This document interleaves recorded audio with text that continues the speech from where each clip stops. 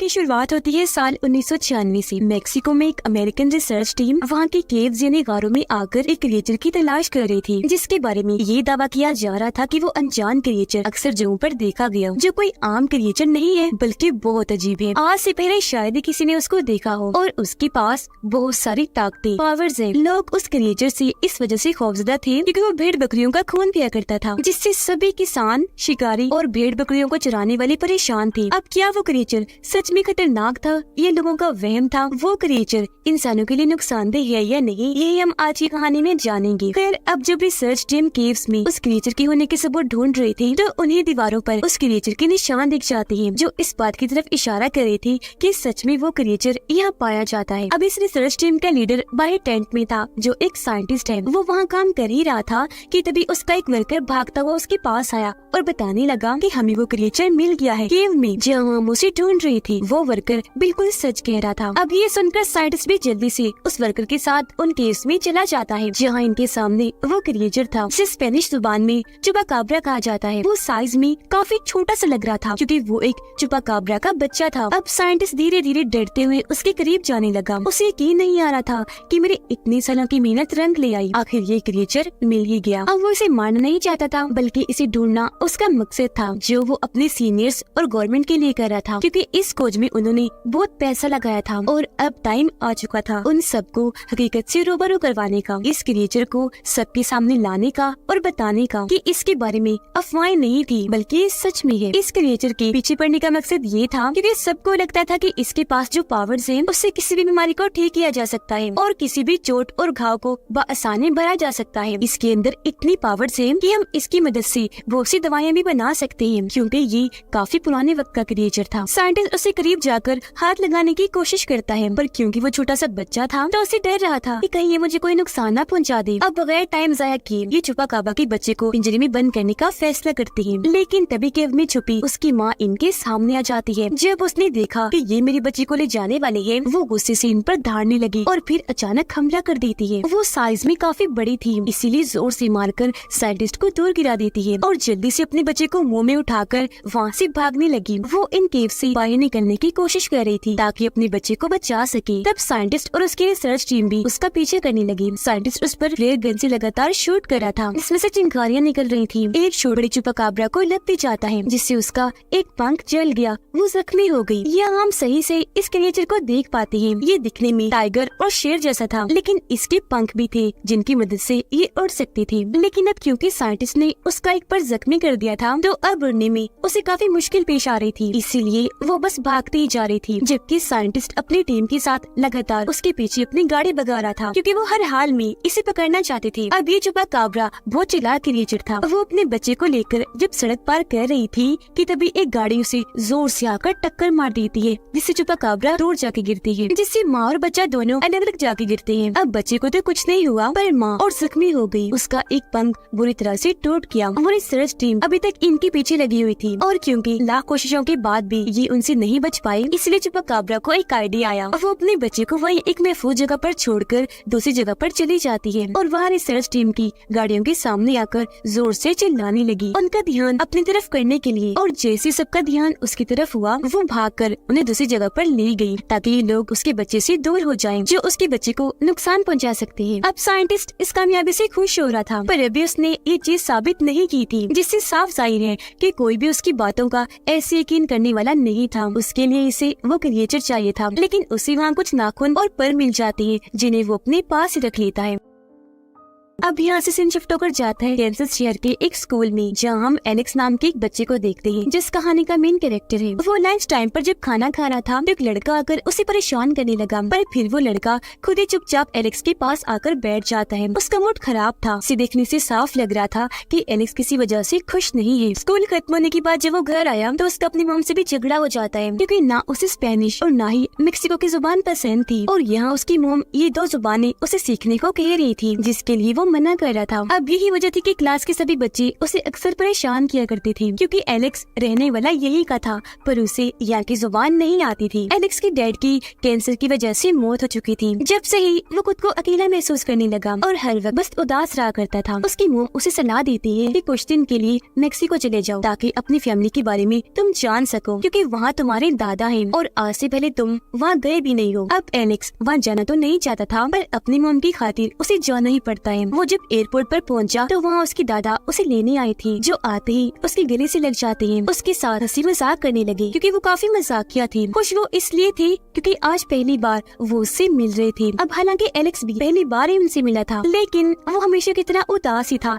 ज्यादा खुश दिखाई नहीं दे रहा था। रास्ते में उसकी दादा बार बार एलेक्स से बात करने की कोशिश करने लगी, पर बहुत जल्द उन्हें पता चल जाता है कि अपने डैड के गुजर जाने के बाद से ही वो उदास परेशान रहने लगा है। और तो और उसे स्पेनिश जुबान भी नहीं आती, क्योंकि उसे कोई दिलचस्पी थी ही नहीं, उसने कभी सीखनी ही नहीं चाहिए। यह उसके दादा फिर भी उसका मूड ठीक करने के लिए बातें करने लगे। उसे बताते हैं कि मैं एक गांव में रहता हूँ, जहाँ तुम्हारे 2 कजिन्स भी आए हुए हैं, जो तुम्हारे साथ वक्त गुजारेंगे, खेलेंगे, ताकि उनमें तुम घुल मिल सको, तुम्हारा दिल बहल जाए। घर आते ही एलेक्स सबसे पहले अपनी कजिन से मिलता है, जिसे सिर्फ स्पेनिश जुबानी बोलने आती थी। उसने एक मास्क पहना हुआ था और पीछे कपड़ा लपेटा हुआ था, जो देखने से लग रहा था कि वो किसी सुपर हीरो जैसा बनकर खेल रहा है। फिर जल्दी हम जान पाए कि वो मास्क और कपड़ा उनके दादा का है, कि वो एक काफी अच्छी और मशहूर रेसलर हुआ करती थी। अब यहाँ एलेक्स अपनी दूसरी कजिन से भी मिलता है, जो उसे घर में पड़े बहुत सारे मास्क, रेसलर वाले कपड़े दिखाती है और उसके दादाजी की जीती हुई ट्रॉफीज भी। फिर उसे टीवी पर दादाजी की वीडियो दिखाती है, जिससे यहाँ एलेक्स को भी पता चल गया था कि मेरे दादाजी अपने वक्त के बहुत अच्छे रेसलर हुआ करते थे। वो इतने मशहूर और बहादुर थे कि उन्होंने बहुत सारी लड़ाइयाँ जीती, पर एक दिन उनके दुश्मन ने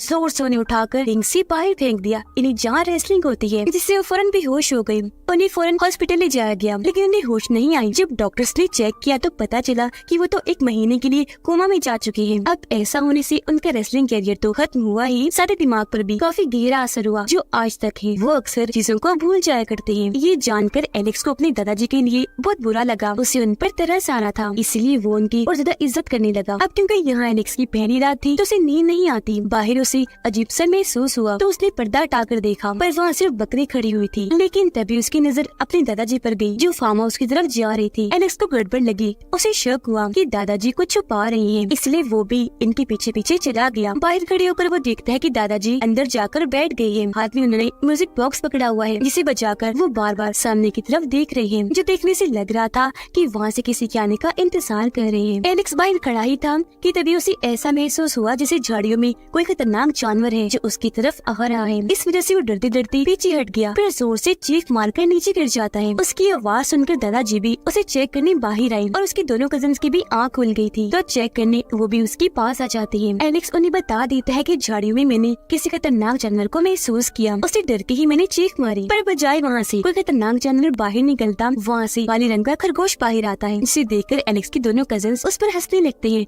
उसका मजाक बनाने लगे, ये कहते हुए कि तुम कितने डरपोक हो, एक खरगोश से डर गए। उसके दादाजी पूछने लगी, एलेक्स बताओ सच कि तुमने उसे ही देखा था वहाँ। अब ये सुनकर एलेक्स को अपने दादाजी पर और शक होने लगा कि सच में दादाजी कुछ छुपा रहे हैं। वो यहाँ खरगोश की बजाय किसी और जानवर की उम्मीद लगाकर बैठे थे कि यहाँ वो होगा। उधर साइंटिस्ट को भी अपने सीनियर्स और गवर्नमेंट की तरफ से आखिरी वार्निंग मिल चुकी थी कि अगर उसने जल्द वो जानवर या उसके होने का कोई सबूत ना दिखाया तो उसका ये प्रोजेक्ट हमेशा के लिए बंद कर दिया जाएगा।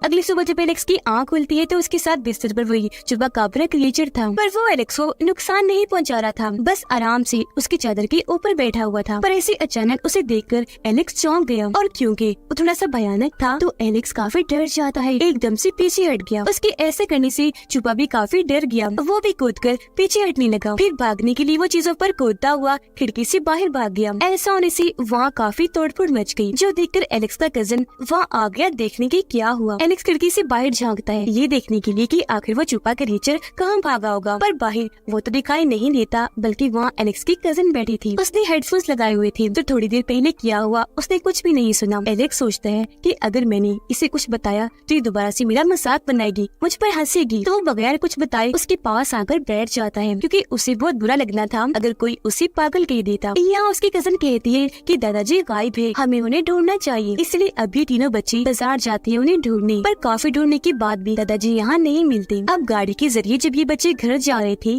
तो इन्हीं रास्ते में अपने दादाजी मिल जाते हैं, जिनके हाथ में बकरी थी। ये जल्दी से उतरकर फौरन उनके पास गई, पर पूछने पर उन्हें तो कुछ भी याद नहीं था कि मैं यहाँ क्यों आया, और इस चक्कर में वो घर का रास्ता भी भूल गई थी, क्योंकि जैसा कि मैंने आपको बताया वो चीजों को भूल जाते थे, पर फिर उन्हें याद आने लगता है कि घर जाना जरूरी है। इसलिए अभी बच्चे उन्हें गाड़ी में बिठाकर घर ले जाने लगे, जहाँ रास्ते में वो रिसर्च टीम छुपा क्रिएचर की तलाश में लगी थी। अभी दादाजी को तो पता था कि ये टीम यहाँ क्या कर रही है, पर बच्चे इस बात से अनजान थे। घर आने के बाद एलेक्स अपने कजन को कहता है कि मुझे दादाजी पर शक है, वो हमसे कुछ छुपा रहे हैं, और जहाँ तक मेरा मानना है वो हमसे पुराने वक्त के क्रिएचर चुपाकाब्रा को छुपा रहे हैं। पर उसके कजन को इस बात पर यकीन नहीं आता। हालांकि एलेक्स उसे म्यूजिक बॉक्स भी दिखाता है और रात के वक्त दादाजी के फार्म हाउस में जाने वाली बात भी बताता है, लेकिन फिर भी वो यकीन नहीं करती। अब रात को एलेक्स म्यूजिक बॉक्स लेकर फार्म हाउस में जाता है और म्यूजिक भी बजाने लगता है। म्यूजिक की आवाज सुनकर चुपा बाहर आया। उसे देखकर एलेक्स म्यूजिक बॉक्स उसके सामने गिरा देता है। वो डरा हुआ था, पर जल्द उसे एहसास हो गया कि ये चुपा मुझे कोई नुकसान नहीं पहुंचाएगा। दोनों एक दूसरे के पास आए और ऐसी इनकी दोस्ती हो गई। यहाँ एलेक्स उसे खाने के लिए कच्चा गोश्त देता है, पर ये क्रिएचर बहुत चालाक था, वो भी एलेक्स को खाने के लिए देता है मरा हुआ चूहा, वो भी बॉक्स में बंद करके। पर जाहिर है एलेक्स उसे खाने वाला कहाँ था। उसने जैसे बॉक्स को खोला उसका दिल खराब हो गया। वो चुपा को कहता है ये तो मैं नहीं खा सकता, बहुत गंदा होता है,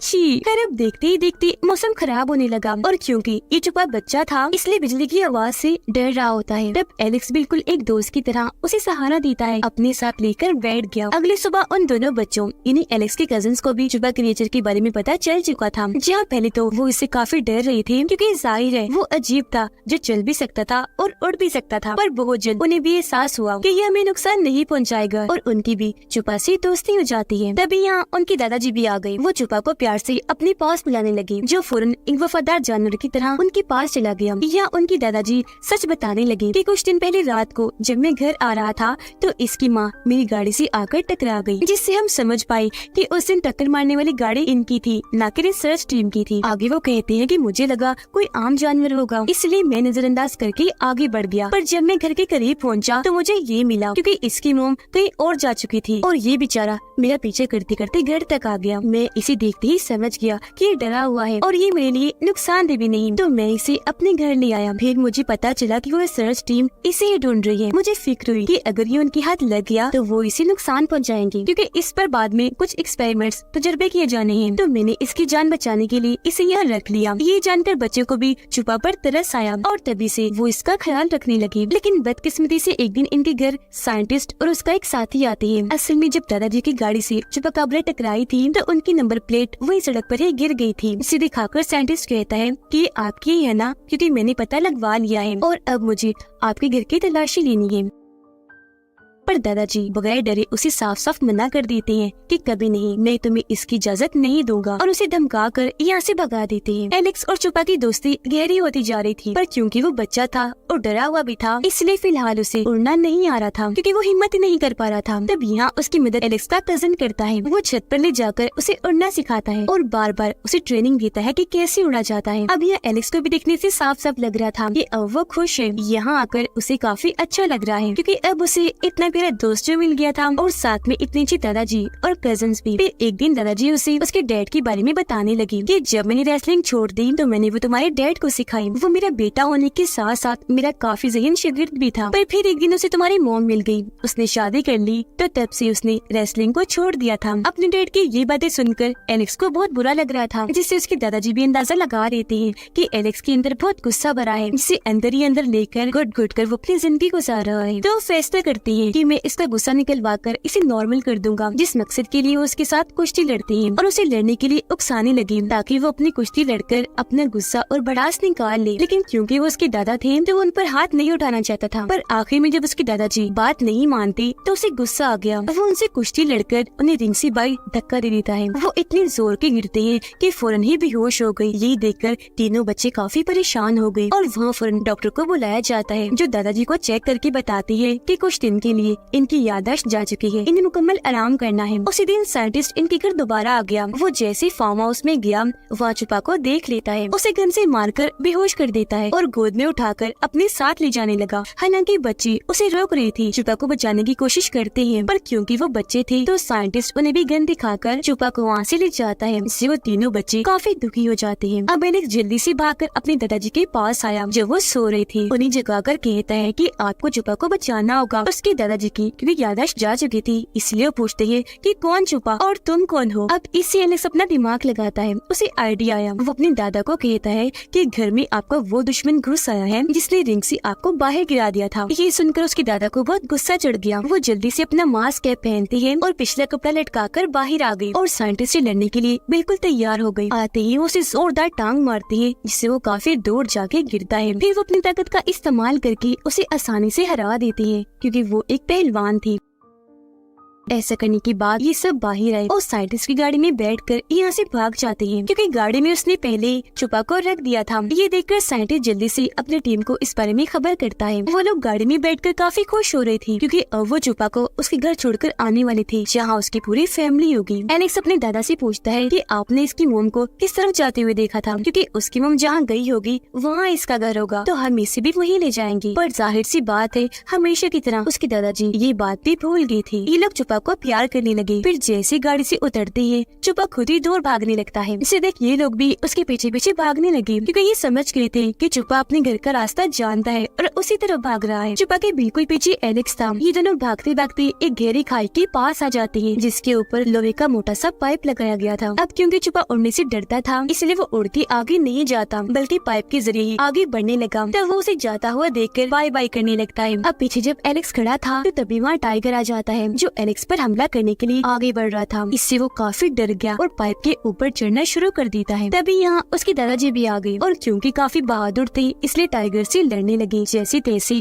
उसे वहाँ से भगा देते हैं। लेकिन जब एलेक्स वापस आने लगा तो पाइप टूट जाता है। इससे वो नीचे गिरने ही वाला था कि छोटी पाइप को पकड़ लेता है। अपने दोस्त को मुसीबत में देखकर छुपा वापस आया, एलेक्स को बचाने के लिए पाइप पर चढ़ने लगा, लेकिन वो पाइप भी टूट जाता है। पर खुशकिस्मती से छुपा ने अब उड़ना सीख लिया था, इसलिए अपने दोस्त की मदद वो ऐसे करता है कि एलेक्स उसकी दुम पकड़ लेता है। तब छुपा उसे उड़ाकर बाहर ले आता है और ऐसे एलेक्स की जान बचा लेता है। वो लोग एक दूसरे से मिलकर बहुत खुश हो जाते हैं। हंसी खुशी एक साथ खड़े ही थे कि तब यहाँ साइंटिस्ट आ जाता है। वो छुपा को तीर मारकर उसे बेहोश कर देता है और बाकी सबको धमकाता है कि छोड़ो उसे, पीछे हट जाओ। इस बार दादाजी और बच्ची मजबूर थे, इसलिए ना चाहते हुए भी पीछे हट ही जाते हैं। साइंटिस्ट उन्हें तीर दिखाकर बेहोश छुपा को उठाता है और अपनी गाड़ी में लाकर रख देता है। अब जैसे वहाँ से जाने लगा, छोटे छुपा को बचाने के लिए वहाँ पूरी छुपा फैमिली आ जाती है, जो सारे ही उसकी गाड़ी पर एक साथ हमला कर देते हैं। गुस्से से उस पर धाड़ने लगे। ना गुस्सा आया कि अपने नाखूनों और पंजों से वो उसकी गाड़ी को तबाह करने लगे। ये देखकर दादाजी और बच्चे काफी खुश हो जाते हैं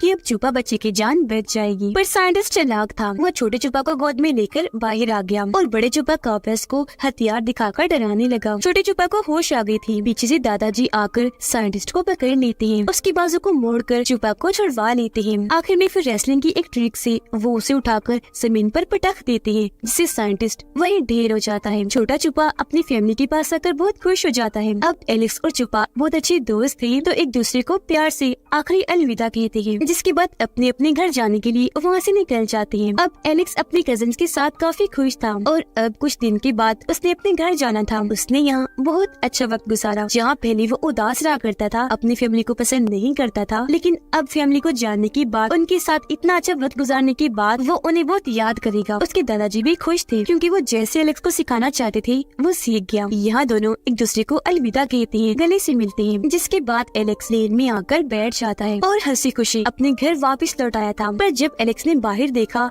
तो वहाँ छुपा हवा में उड़ रहा था, काफी खुश था, उसे उड़ने में बहुत मजा आ रहा था। उसे देखकर एलेक्स हैरान तो था, साथ में खुश भी, क्योंकि अब वो हमेशा आजाद जिंदगी गुजारेगा। यह छुपा ने अपनी दोस्ती का हक अदा किया। वो एलेक्स को अपनी झलक दिखाने आया था, जिससे दोनों दोस्ती बहुत खुश थे, क्योंकि दोस्ती चाहे जानवर की हो या इंसान की, अगर कोई निभाने वाला हो तो आप उसके साथ हमेशा खुशी महसूस करते हैं। इसी के साथ इस मूवी की कहानी यहीं पर खत्म हो जाती है।